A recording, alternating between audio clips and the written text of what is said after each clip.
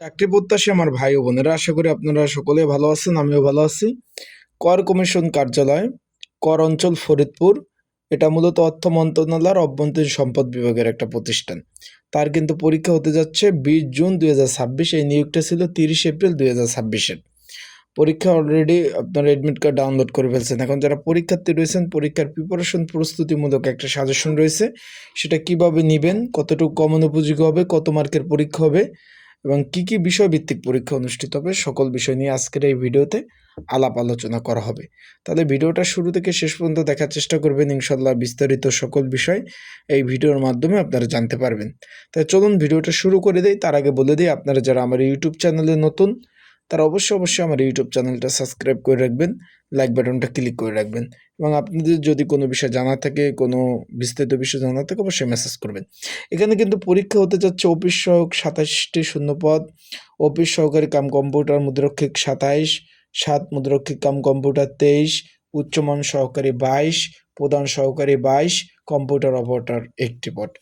এখন এই পদের সবগুলো পদের পরীক্ষা ভাই লিখিত অনুষ্ঠিত হবে। আগামী 20 জুন যে পরীক্ষা হবে, এই যে 10টা থেকে আপনার 10টা একটা পরীক্ষা হবে আর দুইটায় মানে 1.5 ঘন্টা করে পরীক্ষা হবে। পরীক্ষা লিখিত পরীক্ষা হবে, তাই লিখিত পরীক্ষার প্রিপারেশন প্রস্তুতিমূলক সাজেশন রয়েছে।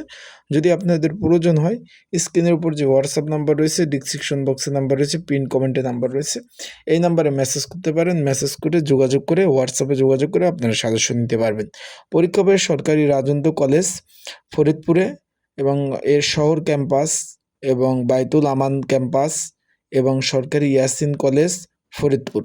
অলরেডি আপনারা কিন্তু এডমিট কার্ড ডাউনলোড করে ফেলছেন। যারা এখনও এডমিট কার্ড ডাউনলোড করতে পারেন নাই, আমার হোয়াটসঅ্যাপ নাম্বারে মেসেজ দিলে আমি কিন্তু আপনাদের এডমিট কার্ড ডাউনলোড করতে সহযোগিতা করব।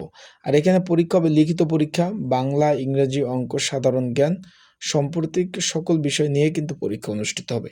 আশা করি বিষয়টা আপনারা বুঝতে পারছেন। তা যারা পরীক্ষার্থী রয়েছেন, ভালোভাবে প্রিপারেশন প্রস্তুতি নেবেন। প্রিপারেশন ছাড়া কিন্তু ভাই পাশ করতে পারবেন না। আবারও বললাম, ভালো প্রিপারেশন প্রস্তুতি ছাড়া কিন্তু পাশ করতে পারবেন না। তাই ভালোভাবে প্রিপারেশন নেবেন, ভালোভাবে পড়াশোনা করবেন।